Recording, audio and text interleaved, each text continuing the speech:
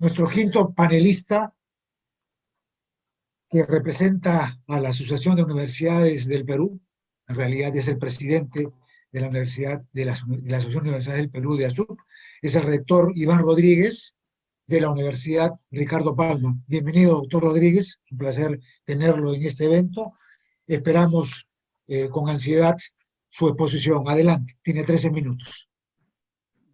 Muy buenos días. Saludo a todos los participantes en este evento y les expreso también mi solidaridad en cuanto al duelo de San Marcos, pero también de toda la comunidad universitaria nacional, porque, como se ha dicho acá, todas las universidades estamos siendo afectados con el fallecimiento de profesores, de alumnos y de trabajadores, ¿no? Así es que este es un duelo general. Quiero también decirles que comparto lo medular de todas estas exposiciones, y lo que podría agregar es que estos problemas se derivan fundamentalmente de la propia ley, que desde sus momentos iniciales personalmente he señalado que es una ley con exigencias que no corresponden con la realidad de la universidad peruana. Esta es una ley para una universidad de otro país, pero no es para la universidad peruana.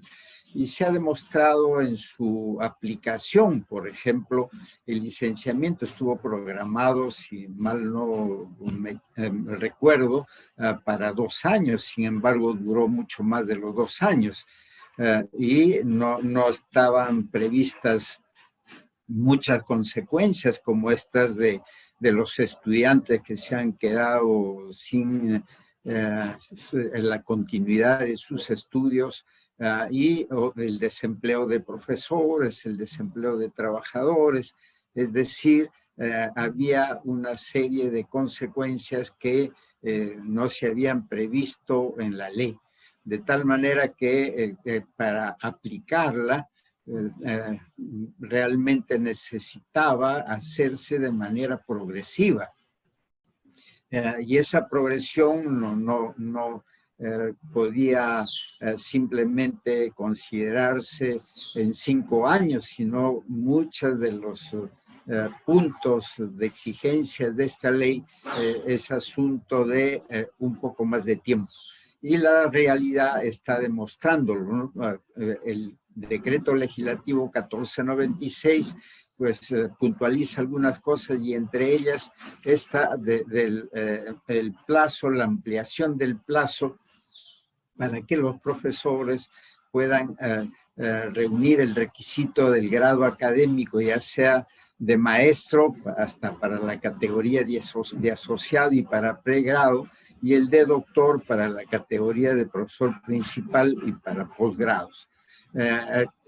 ¿Cuál es el problema real? El problema real no es que las universidades se resistan a elevar los porcentajes de los profesores con grados académicos. Lo que prima ahí es el principio de la realidad. La realidad es que en la mayoría de profesiones pues no hay ni maestros ni doctores. Un buen ejemplo es medicina.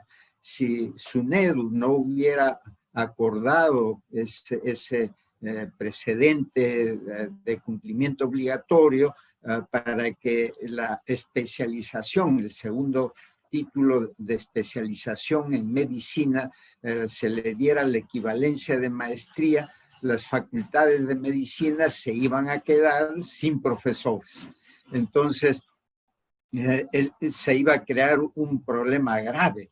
¿Por qué? Porque no ha habido en el Perú la tradición de estos rangos académicos. Además, hay que recordarse que entre el 68, 69 hasta el 83 y hasta después no hubo posgrados en el Perú, porque la ley creó un instituto de estudios superiores para impartir la maestría y el doctorado, y esta nunca se pudo poner en práctica, y las universidades donde había doctorado, porque hay que acordarse que antes había dos clases de facultades, las facultades académicas y las profesionales, y las facultades académicas eran letras y ciencias, que eran las que pedían doctorado.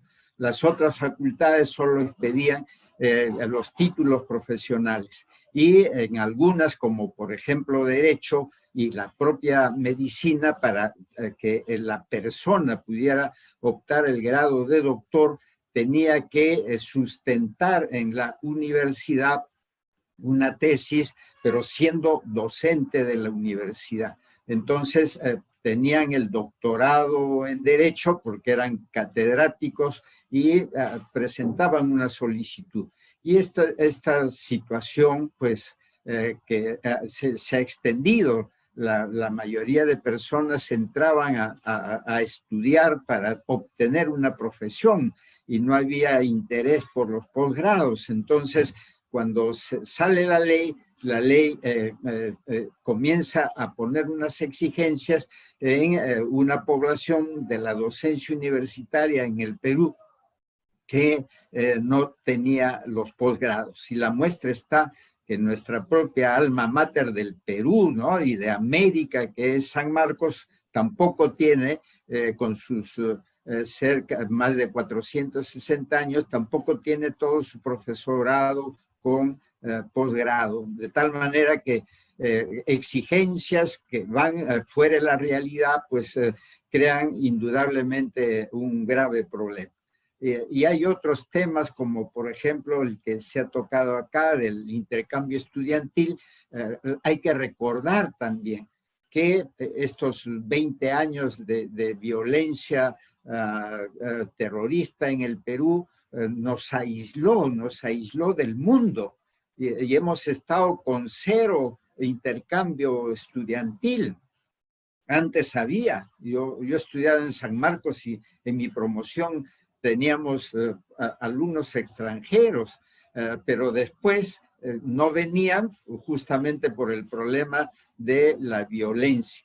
Ahora se está reanudando recién y somos en América Latina uno de los países que tiene poco intercambio. ¿Por qué? Porque justamente las universidades mismas estamos organizándonos, abriéndonos, firmando los convenios con las universidades del exterior, y eso está haciendo que puedan venir alumnos del exterior. Pero hay, por ejemplo, alumnos de Estados Unidos vienen muy poco, vienen de Europa, o el intercambio entre los alumnos de América Latina misma, ¿no? Entonces, hay que ver, la realidad es esa, y como la realidad es esa, pues no puede haber normas que estén por encima del principio de la realidad, que es un principio de derecho con cuyo criterio tienen que aplicarse las normas. Los investigadores igualmente, recién está implantándose una tendencia, como diríamos, una profesionalización del investigador, y naturalmente la disponibilidad todavía de investigador está reducida. Además, debo decirles que en el ámbito de las ciencias sociales y de las humanidades recién se la ha jerarquizado y recién se le está dando acceso a los otros niveles de investigación y registro, porque no teníamos estábamos excluidos. Y en el Perú hay bastante investigación, pues, de ciencias sociales y de humanidades sumamente importantes y valiosas, ¿no? Respecto a los presupuestos, es un mal permanente, no es un mal de ahora, pues las universidades nacionales siempre tienen esta carencia que se reditúa, ¿no? Y permanece. si su presupuesto es de 500 millones de soles, pues el Estado no le da los 500 millones, sino le da un porcentaje que creo que ahora está por 60, 50%, pero entonces, y el resto la universidad tiene que cumplirla, obtenerla con los recursos directamente recaudados, ¿no? Entonces, la matriz de todo el problema está en la propia ley. Naturalmente que la superintendencia ejecuta eso, pero también tiene la capacidad de interpretar la ley y, por supuesto, en consonancia con el Ministerio de Educación, con el Ministerio de Economía y Finanzas y con las universidades, que debe de tener siempre un diálogo permanente y una flexibilidad para que toda la normatividad existente y la que tenga por darse sea a partir de la realidad. Esta pandemia pues ha golpeado a las universidades en su totalidad, pero por ejemplo las universidades nacionales tienen el problema del presupuesto y nosotros también tenemos el problema del financiamiento. Se ha reducido la matrícula, hemos hecho descuentos, han crecido el número de becas y una serie de otros programas de asistencia social, por eso esa parte está tranquila, porque las universidades, como siempre se postuló, tienen servicio de bienestar y cada una pone en ejecución y en ejercicio todos estos programas y atenúa la parte de lo que puede significar la economía, pero lo que sí es real es que hay una merma en la captación de recursos. Consecuentemente, no estamos en condiciones de poder hacer inversiones a corto plazo para poder obtener estos rangos que indudablemente en algunos de ellos no va a ser posible, como hemos mencionado, los posgrados del profesorado, y esta propia prórroga que ha dado, yo le llamo amnistía, ¿no?, de la ley de un año más hasta noviembre de este año, está indicando que no está de acuerdo con la realidad, y si siguiéramos con esas exigencias, pues las universidades vamos a tener problemas en las ingenierías, en ciencias económicas, hay especialidades donde desde el objetivo del que entra para estudiar es indudablemente obtener una profesión y no quiere ir más allá, no está en su objetivo dedicarse exclusivamente a la docencia universitaria por los mismos problemas que conocemos de bajos sueldos y otros más, que hace que piensen en el ejercicio profesional y algunos complementariamente dedicarse a la docencia. Entonces, todo esto tiene que ser visto con sentido de la realidad y aplicado con sentido de la realidad. Y por eso este foro pues es muy valioso, porque estamos los protagonistas de estas acciones que tenemos que llevar a cabo.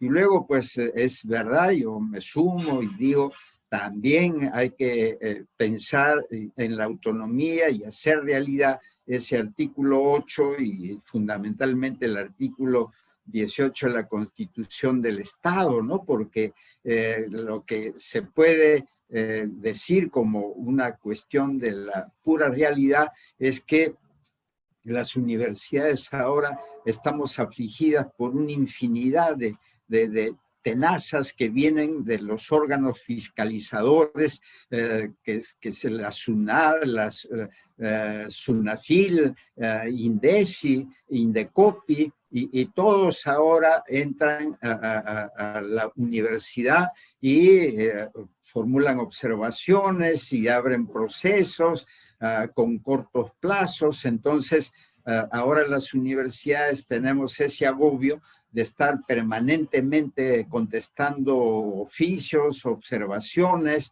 movilizando no solo el personal administrativo, sino también los servicios jurídicos, porque ya no es posible entenderse con los funcionarios de manera directa, ¿no? Entonces, lo que las universidades necesitamos es paz, necesitamos que se nos dé las condiciones para que justamente nos podamos concentrar en todo lo que significa, doctor Rodríguez, 2 minutos para concluir, por favor.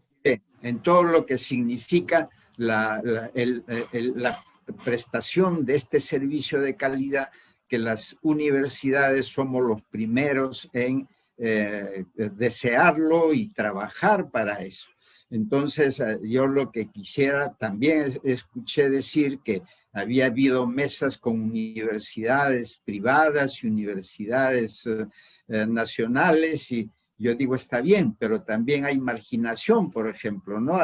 La SUB no ha sido invitada, quien habla que conoce la realidad universitaria tampoco ha sido invitado, y lo mismo pasó cuando se dictó la ley. Cuando se dictó la ley universitaria, pues invitaron a muchas personas, pero no tuve la suerte de ser escogido para que también se pudiera dar las opiniones, ¿no? Uno conoce de la vida universitaria, tenemos las ideas de lo que es la universidad, y uno aporta en ese sentido para que la legislación que pueda salir tenga que ser pues acorde con la realidad, ¿no? Para mejorar esa realidad. Nosotros todas las universidades estamos trabajando para eso, pero necesitamos también que haya esta complementación desde estos órganos fiscalizadores que de arranque comienzan, que todo lo que pueda haber, que puede ser una debilidad, una omisión, la consideran dolosa y rápidamente avanzan a las sanciones y a los procedimientos que no siempre han correspondido a esas intenciones, sino que hay inercia histórica, por ejemplo, en que las universidades se han desenvuelto. Hay una legislación sumamente frondosa que ya no es posible estar al tanto de ella, y si hay una fiscalización, pues debe de tener sus etapas de señalamiento de las observaciones, dar los plazos, acompañar, aconsejar, porque debe de ser así. El derecho administrativo establece que los administradores, los funcionarios tienen esa tarea de orientar al administrado, de resolver los asuntos favoreciendo al administrado, no que los organismos que están para eso, pues se vuelven también todos sancionadores, y hay una especie de concurso de quién castiga con más severidad que cualquiera de los otros. Bueno, les agradezco.